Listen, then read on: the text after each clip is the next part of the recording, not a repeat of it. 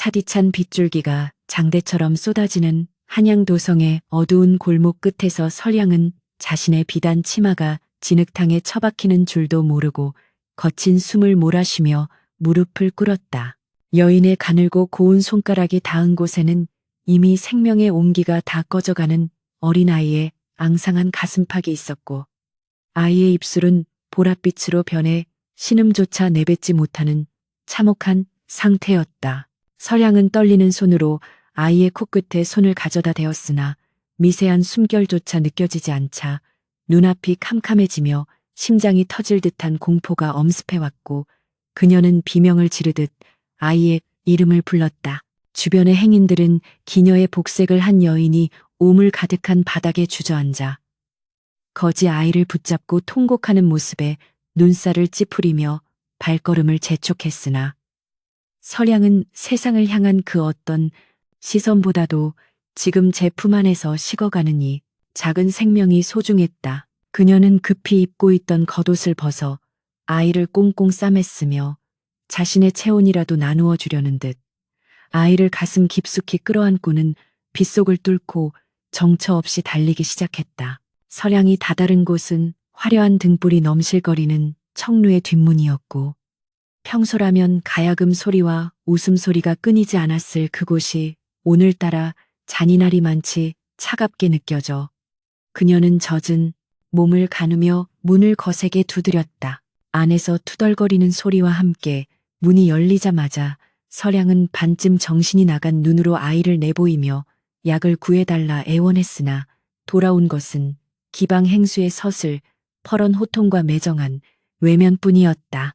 행수는 기녀가 천한 거지 아이를 들여 기방의 재수를 얻게 한다며 설량의 뺨을 세차게 내리쳤고, 그 반동으로 바닥에 쓰러지면서도 설량은 아이를 안은 팔에 힘을 풀지 않은 채 제발 이 아이만은 살려달라며 머리를 조아렸다. 뺨에서는 붉은 피가 흘러내렸고 차가운 빗물이 상처를 파고들어 쓰라린 통증이 전신을 휘감았으나, 설량의 머릿속에는 오직 며칠 전 배고픔에 지쳐 길가에 쓰러져 있던 이 아이가 제 치맛자락을 붙잡으며 살려달라던 그 눈망울만이 선명하게 각인되어 있었다. 결국 설량은 자신의 패물함 깊숙이 숨겨두었던 유일한 유품인 비취 가락지를 꺼내어 행수의 발치에 던지듯 내놓았고, 그것은 그녀가 훗날 기방을 나갈 때 쓰려던 마지막 생명줄이자 고향에 두고 온 어머니를 향한 유일한 그리움의 징표였다. 행수는 탐욕스러운 눈으로 가락지를 챙기더니 그제야 마지못해 의원을 불러주겠다며 돌아섰고, 설량은 안도의 한숨을 내쉬며 차가운 방바닥에 아이를 눕히고는 아이의 언손을 자신의 뺨에 비비며 눈물을 흘렸다. 방 안에는 희미한 촛불 하나만이 일렁이고 있었고, 설량은 젖은 옷을 갈아입을 생각도 잊은 채 아이의 가슴에 귀를 대고 아주 미세하게 들려오는 심장 소리에 기대어 하얗게 밤을 지새우며 신령님께 제 목숨을 대신 가져가도 좋으니 아이만은 살려달라 빌고 또 빌었다. 창밖으로는 여전히 무심한 빗소리가 대지를 때리고 있었으며, 설량의 눈가에는 회한과 결연함이 뒤섞인 눈물이 멈추지 않았고, 이 밤이 지나면 자신의 인생이 어떤 거대한 소용돌이에 휘말릴지 그녀는 이미 예감하고 있었다. 새벽녘이 되어서야 의원이 다녀갔고 아이의 열이 조금씩 내리기 시작하자 설량은 기운이 다해 방구석에 기댄 채 멍하니 천장을 바라보았는데, 문득 자신이 왜 이토록 이 아이에게 집착하는지 스스로에게 묻지 않을 수 없었다. 그것은 아마도 부모에게 버림받고 정처 없이 떠돌다 기방에 팔려온 자신의 어린 시절 모습이 아이의 야윈 얼굴 위로 겹쳐 보였기 때문이었을 것이며, 그녀는 더 이상 누군가가 길 위에서 이름 없이 죽어가는 것을 두고 볼 수 없었던 것이다. 설량은 아이의 머리칼을 조심스럽게 쓸어넘기며 이제부터 내 이름은 윤이라 하거라 하며 나직하게 읊조렸고, 그것은 이 아이에게 새로운 삶을 부여함과 동시에 자신 또한 기녀 설량이 아닌 누군가의 어머니로 살아가겠다는 엄숙한 선언과도 같았다. 하지만 기방이라는 천한 곳에서 아이를 키운다는 것은 불가능에 가까운 일이었고 날이 밝으면 닥쳐올 기방 식구들의 구박과 행수의 감시를 어떻게 견뎌낼지 생각만 해도 눈앞이 캄캄해졌으나 설양의 눈빛은 그 어느 때보다 단단하게 빛나고 있었다. 아침 해가 창살 사이로 스며들 때쯤 아이가 비로소 눈을 떠 설양을 바라보았고 그 맑고 깊은 눈동자 속에 담긴 자신의 모습을 본 순간 설양은 가슴속 깊은 곳에서 형언할 수 없는 뜨거운 감정이 울컥 치밀어 오르는 것을 느꼈다. 아이는 갈라진 목소리로 어머니라고 나직하게 불렀으며 그 한마디는 설양의 심장을 관통하여 평생토록 짊어지고 가야 할 무거운 운명의 짐을 기꺼이 받아들이게 만드는 마법 같은 주문이 되어 방 안에 울려 퍼졌다. 설양은 아이를 꽉 껴안으며 그래, 내가 내 어미다. 다시는 너를 굶기지도 홀로 두지도 않으마 약속하고는 아이의 마른 뺨에 연신 입을 맞추었으며 그 순간만큼은 화려한 비단 옷도 높은 대갓집의 권세도 부럽지 않은 오직 생명의 경이로움만이 가득한 신성한 공간이 되었다.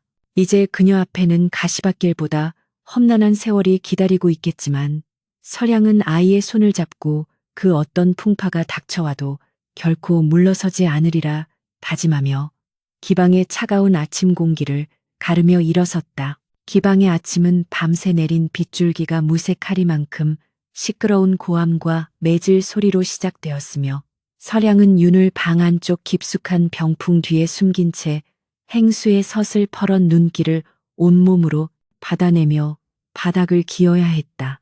행수는 어제 받은 가락지를 챙기고도 분이 풀리지 않았는지 설양의 어깨를 발로 차며 기녀가 아이를 품에 끼고 있으면 손님들이 발길을 끊을 것이라며 당장 아이를 내다 버리라고 악다구니를 퍼부었으나 설양은 입술이 터져 피가 흐르는 중에도 오직 병풍 뒤에서 숨을 죽이고 있을 아이 걱정뿐이었다.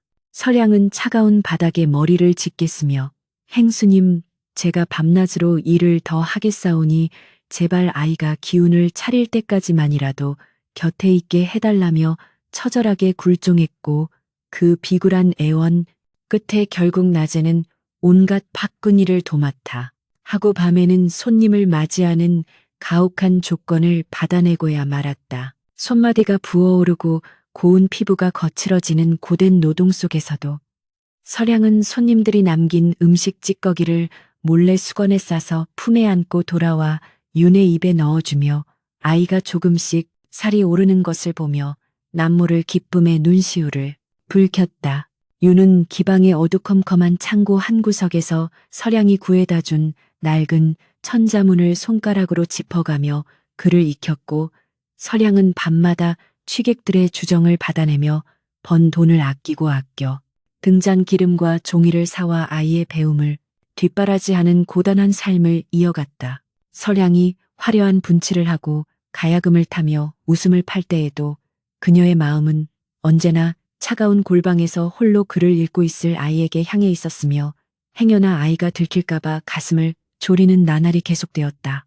어느 날 밤 거나하게 취한 대감이 설양의 방에 들이닥쳐 행패를 부릴 때 병풍 뒤에서 지켜보던 윤이 튀어나와 내 어머니를 괴롭히지 말라고 소리치는 바람에 정체가 탈로 날 뻔한 절체절명의 위기가 찾아왔으나 설양은 기지를 발휘하여 아이를 먼 친척의 심부름꾼이라 속이며 대감의 발치에 엎드려 용서를 빌었다. 대감은 기녀의 아들이라면 천민이나 다름없다며 비웃으며 윤의 얼굴을 발로 밀어냈고 설양은 그 수치심에 가슴이 갈기갈기 찢어지는 듯했으나 아이의 손을 꽉 잡으며 지금은 참아야 한다고 소리 없는 눈물로 아들에게 말하고 있었다.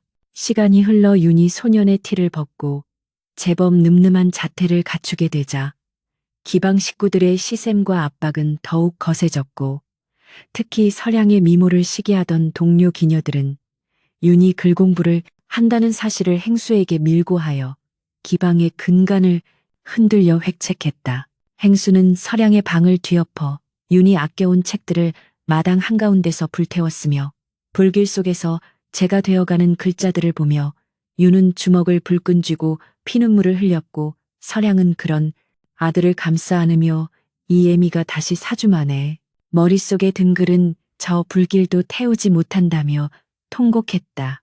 설양은 그날 이후 잠을 줄여가며 바느질 품을 팔고 남의 빨래를 대신해주며 윤의 책값을 마련했고 밤이면 가로등 빛조차 없는 담벼락 밑에서 아이에게 자신의 손가락을 붙삼아 모래바닥에 글을 써내려가며 지독한 집념으로 아들을 가르쳤다.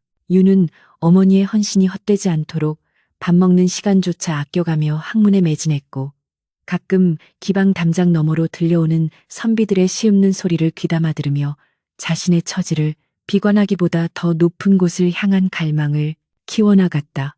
겨울이 오면 방바닥은 얼음장처럼 차가워졌고 설양은 자신의 탐이불마저 아이에게 덮어준 채 자신은 찬바람이 새어드는 문틈을 등으로 막으며 밤을 지새우는 날이 허다했으나 윤이 나직하게 읊조리는 글소리만이 그녀를 살아가게 하는 유일한 온기였다. 어느 날 윤이 어머니의 손에 박힌 굳은 살을 만지며 어머니 제가 나중에 반드시 출세하여 어머니를 이 지옥 같은 곳에서 빼내어 드리고 비단옷을 입혀드리겠습니다라고 맹세했을 때 설양은 비로소 자신의 희생이 헛되지 않았음을 깨달았다. 설양은 윤의 손을 잡고 출세보다 중요한 것은 사람의 도리이며 네가 받은 은혜를 세상에 돌려주는 사람이 되어야 한다고 당부하면서도 속으로는 이 천한 기생의 아들이라는 꼬리표가 평생 아들의 발목을 잡지나 않을까 하는 걱정에 밤잠을 설치기도 했다. 기방의 담장은 높고 견고했으나 그 안에서 피어난 모성애는 그 어떤 성벽보다 단단했으며 설양은 매일 아침 거울 앞에 앉아 화장을 고치며 속으로 죽지 마라, 무너지지 마라, 오직 윤이 장성할 때까지만 견디자고 스스로를 다독이며 하루를 시작했다. 기방에 찾아오는 학식 높은 선비들이 무심코 던진 질문에 윤이 명쾌한 답을 내놓아 모두를 놀라게 하는 일이 잦아지자 사람들은 점차 이 기묘한 기녀의 아들을 주목하기 시작했고 그것은 설양에게 기쁨인 동시에 두려움의 시작이기도 했다. 설양은 윤의 재능이 알려질수록 그를 시기하는 자들이 많아질 것을 예견하고 아이에게 더욱 몸을 낮추고 겸손할 것을 가르쳤으며 언젠가 다가올 이별의 시간을 준비하며 남모르게 보찜을 꾸리기 시작했다. 아이는 이제 더 이상 기방의 어두운 구석에 숨어 지낼 존재가 아니었으며 설양은 자신이 아들의 날개를 꺾는 굴레가 되지 않기 위해 가슴을 도려내는 아픔을 견디며 윤을 큰 스승의 문화로 보내기 위한 결단을 내리기에 이르렀다. 달빛이 유난히 밝던 밤 설양은 윤을 불러 앉히고 이제 너는 이곳을 떠나 큰 세상으로 나가야 한다며 눈물을 참으며 단호하게 말했고 윤은 어머니를 두고 갈 수 없다며 매달렸으나 설양은 아들의 손을 냉정하게 뿌리치며 네가 성공하는 것이 나를 구원하는 길이라며 등을 돌렸다. 윤이 떠나던 날 새벽 설양은 아들의 뒷모습이 완전히 보이지 않을 때까지 기방 뒷문 모퉁이에 서서 눈물을 훔쳤으며 이제부터 홀로 서야 할 아들의 앞날을 위해 자신이 가진 유일한 비상금과 정성스레 지은 무명옷 한 벌을 아들의 보찜 속에 몰래 밀어 넣었다. 세월은 유수와 같이 흘러 어느덧 10여 년의 시간이 지났고 설양의 얼굴에는 고단한 세월의 흔적이 주름으로 남았으나 그녀는 여전히 기방에서 허드렛 일을 하며 아들의 소식을 기다렸고 마침내 도성 전체가 들썩이는 기쁜 소식이 그녀의 귓가에 들려왔다. 이번 과거 시험에서 무명의 한 선비가 장원급제를 하였는데 그 이름이 바로 윤이며 그의 답안지가 전하의 마음을 움직여 도성 선비들 사이에서 연일 화제가 되고 있다는 소식은 설양의 멈춘 듯한 심장을 다시 뛰게 만들었다. 설양은 기쁨에 겨워 당장이라도 아들을 찾아가고 싶었으나 자신이 기녀라는 신분이 밝혀지면 이제 막 관직에 오를 아들의 앞길에 거대한 돌덩이가 될 것을 두려워하여 먼 발치에서나마 아들의 행차를 지켜보며 홀로 잔을 기울였다. 윤은 관직에 나간 뒤에도 자신을 키워준 어머니를 찾기 위해 사람을 풀었으나 설양은 이미 기방을 떠나 성박 허름한 초막으로 몸을 숨긴 채 자신의 정체를 철저히 감추었으며 아들에게 짐이 되지 않겠다는 일념 하나로 칡바늘질을 하며 생계를 이어갔다. 하지만 유는 총명한 머리로 어머니의 행방을 추적했고 어느 비 오는 날 어머니가 숨어 살던 초막의 살인문을 밀고 들어와 어머니를 부르며 오열했고 설양은 애써 외면하려 했으나 아들의 애절한 부름에 결국 무너져 내려 모자는 서로를 끌어안고 통곡의 밤을 보냈다. 유는 이제 제가 어머니를 모실 수 있는 지위에 올랐으니 함께 가자고 간청했으나 설양은 정승의 자리는 만인의 눈이 지켜보는 곳이라며 천한 기생 어미를 둔 것이 알려지면 네 뜻을 펼치지 못할 것이라 타이르며 아들을 돌려보내려 애썼다. 그러나 아들은 뜻을 굽히지 않고 어머니를 비밀리에 도성 근처 별채에 모셨으며 낮에는 국정을 돌보고 밤에는 어머니를 찾아와 정성을 다해 봉양하며 효심을 다했으나 이들의 평화는 그리 오래가지 못했다. 윤이 강직한 성품으로 부정부패를 일삼던 훈구 대신들의 비리를 척결하려 하자 위기감을 느낀 반대파 세력들은 윤의 뒷조사를 시작했고 그가 기녀의 손에 길러졌다는 사실을 알아내어 이를 정치적으로 이용하려는 음모를 꾸미기 시작했다. 정적들은 윤이 천한 신분을 속이고 조정에 들어와 사대부의 기강을 어지럽혔다며 상소를 올렸고 특히 그를 키운 기녀가 여전히 살아있으며 윤이 그녀를 몰래 봉양하고 있다는 사실을 폭로하여 윤을 파직시키고 유배 보내려 획책했다. 설양은 자신의 존재가 아들에게 가장 날카로운 칼날이 되어 돌아왔음을 깨닫고 깊은 절망에 빠졌으며 차라리 자신이 죽어서 이 모든 사태를 끝내려 했으나 아들은 어머니의 손등을 덮으며 어머니는 저를 살린 생명의 은인이자 유일한 스승이시니 그 어떤 치욕도 함께 견디겠노라며 단호한 의지를 보였다. 도성 한복판에 윤의 출생과 설량의 신분을 비방하는 방이 붙기 시작했고 백성들은 수군거렸으며 조정은 연일 이 문제로 발칵 뒤집혀 임금조차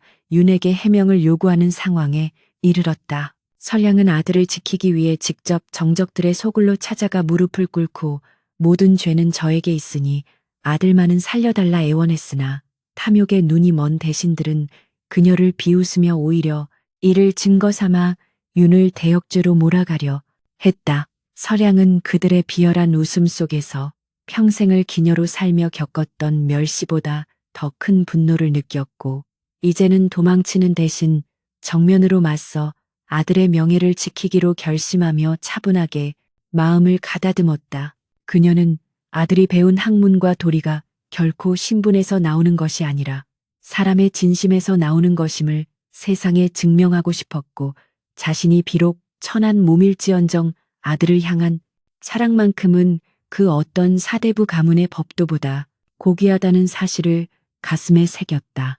한편 윤은 조정의 압박 속에서도 한치의 흔들림 없이 국정에 임하며 어머니를 부끄러워하지 않는 모습을 보였고 이는 오히려 그를 지지하는 일부 젊은 관료들에게 감동을 주어 조정 내에서도 의견이 갈리기 시작했다.